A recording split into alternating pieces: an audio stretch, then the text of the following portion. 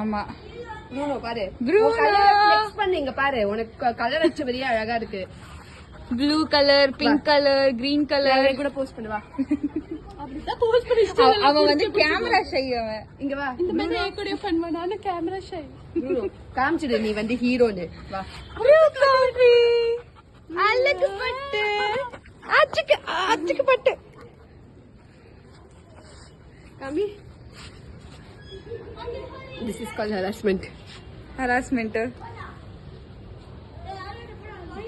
Video எடுத்திருக்கேன். காமி. Video